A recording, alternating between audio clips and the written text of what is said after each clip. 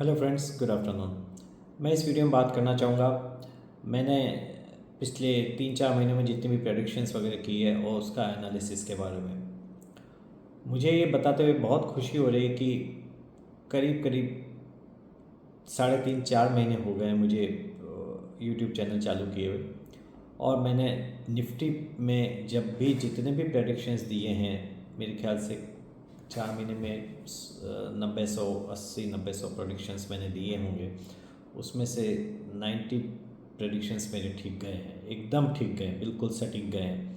और I was the first one to predict itself in September that the market will crash, market will fall in October। मैंने आपको बहुत clearly ये बोला था, ये मार्केट आपकी नवरात्रि ख़राब करेगा, ये मार्केट आपका दशहरा ख़राब करेगा, ये मार्केट आपकी दीपावली ख़राब करेगा।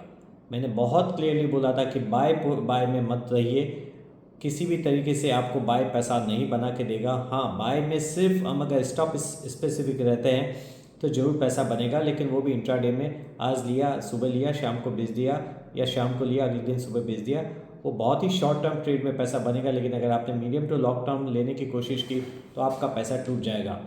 मेरे हिसाब से मेरे अलावा किसी ने सबसे पहले ये प्रेडिक्ट नहीं किया था कि अक्टूबर में मार्केट इतनी बुरी तरह से गिरेगा, जब सब तरफ से सब कुछ अच्छा लग रहा था। मैंने आपको ये भी कई बार बोला कि मुझे इंडियन इकोनॉमी कहीं से भी अब अच्छी नहीं लग रही है। इंडियन इकोनॉमी में मुझे भी स्लो डाउन लग रहा है, वर्ल्ड इकोनॉमी में मुझे स्लो डाउन लग रहा है, जियो पॉलिटिकल सिचुएशन मुझे अच्छी नहीं लग रही है। इनिशियली जब इसराइल ने हमास के चीफ को मार नहीं सॉरी ईरान के प्रेसिडेंट का जब हेलीकॉप्टर क्रैश हुआ था, तो मैंने आप सबको ये बोला था कि ईरान अटैक नहीं करेगा इसराइल पे, और वैसा ही हुआ। लेकिन जब बाद में हमास के चीफ को और हिजबुल्लाह के चीफ को उन्होंने मारा, तब मैंने आपको हमेशा बोला कि इसराइल वापस अटैक करेगा, और इसराइल ने वापस अटैक किया ईरान वापस अटैक करेगा इसराइल के ऊपर, और ईरान ने वापस अटैक किया इसराइल के ऊपर, उसने बदला लेने के लिए। अभी भी मेरा ये मानना है कि इसराइल ईरान के न्यूक्लियर एस्टेब्लिशमेंट पे अटैक नहीं करना चाहिए, और वो नॉर्मल अटैक जरूर करेगा, और वो अटैक होगा और ईरान वापस उस पर रिटेलिएट नहीं करेगा, और एक पीसफुल माहौल बन जाएगा।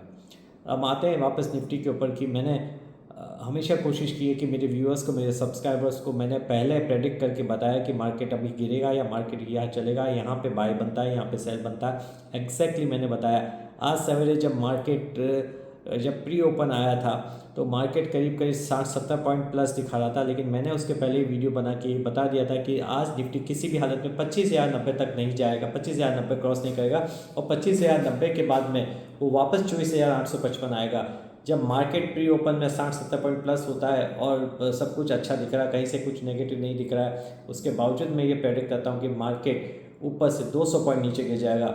इस तरह का प्रेडिक्शन मुझे नहीं लगता कि कोई बहुत आसान चीज़ है, और इसके अंदर बहुत सारी चीज़ें कंपाइलेशन होता है, उसकी वजह से ही होता है, भगवान की ब्लेसिंग्स होती है, और जो भी थोड़ा बहुत हमें आता है उसके हिसाब से ही होता है। मैंने 24,855 आज प्रेडिक्ट किया था, 24,855 आप देखो बहुत आसानी से मिनटों में आ गया। हाँ, 24,855 के बाद में वो जो 24,755 आया था वो आज के लिए मैंने प्रेडिक्ट नहीं किया था, और मेरा ये मानना था कि आज 24,755 नहीं आना चाहिए। लेकिन Hyundai का IPO ने मूड बिगाड़ दिया, क्योंकि रिटेल इन्वेस्टर का जो पार्ट है वो 42% से ज़्यादा सब्सक्राइब नहीं हुआ है, उसकी वजह से एक मार्केट में मायूसी छाई। दूसरी, बजाज ऑटो के नंबर्स तो अच्छे थे, नंबर्स डेफिनेटली अच्छे थे, लेकिन उनकी कमेंट्री अच्छी नहीं थी आने वाले समय के लिए। तो मैनेजमेंट की कमेंट्री अच्छी नहीं होने से बजाज ऑटो आज करीब 13%, 1,500 रुपीज़ वो गिरा। उसने भी माहौल और मूड आज मार्केट का बिगाड़ा, और इसलिए 24,755 निफ्टी आया। तब मैंने आप सबको वापस एक वीडियो बना के ये मैसेज करने की कोशिश की थी, और मैंने लाइव में भी ये बोला था कि बाय निफ्टी एट 24,755। लेकिन 24,755 या 24,745 आप एक ही बात है, कुछ उसमें फ़र्क नहीं है।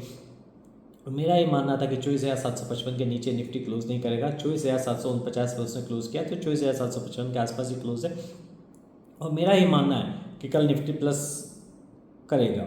कल निफ्टी यहाँ से एक बार 100 पॉइंट का बाउंस दिखाएगा, 24,855 पे आएगा और 24,855 पे प्रॉफिट बुक कर लीजिए। कोई बहुत ज़्यादा खास उम्मीद नहीं है, उसको 24,745 नहीं तोड़ना है, इससे उसको 24,855 आना है। इसकी वजह से और इसके अलावा और कोई कारण मुझे कल दिखाई नहीं देता।